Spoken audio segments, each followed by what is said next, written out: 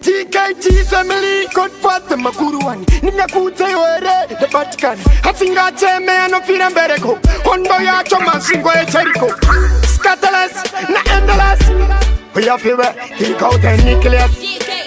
Cha master pan this lesson Anamo yacho ipeti tumediresi Msandu wane chiti golden nucleus Mkanzi muni politics pamini maresi Noda kubudira ndo shuwira saksi My problems are on the zizine ziti Panu bilingi tavatkana analet bibi Mati say hopo wari palipi Hatsimu tirana wangu tine kriti Kuwa iri kupamba dawa kupera simba Dakuda kukowa fese panda itimba Ainchondi waze semkazi anemi Madiri rumeri meturundi chachikomba Kuwa iri kupamba dawa kupera simba Dakuda kukowa fese panda itimba Ainchondi waze semkazi anemi Madiri rumeri meturundi chachikomba Imama hala kugatira sita Hanji ndo kuti wingi ugozo mbita One day, zichalida zimama sita Pusha my ex friend indi chatenga lita Usaita chipara nzuza zoda yuluta Onwa zoti toti ya kwana kumira nyota Estini chezo kukorokota Njakatika mchakari ili rabota Kuwa ili kupamba dawa kupera simba Dakuda kukowa fese panda itimba Ainchodi waze semkazi anemi Madiri rumeri meturundi chachikomba Kuwa ili kupamba dawa kupera simba Dakuda kukowa fese panda itimba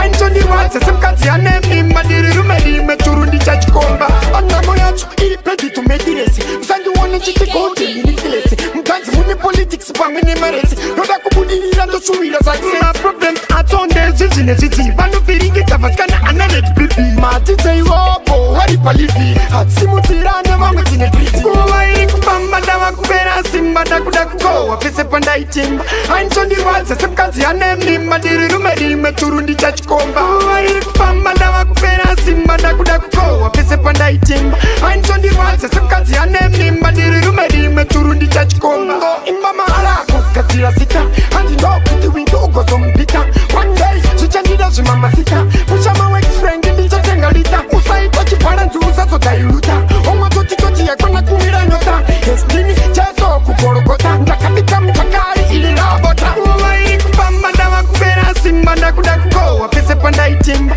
Ainchondi waze semkazi anemi Madiri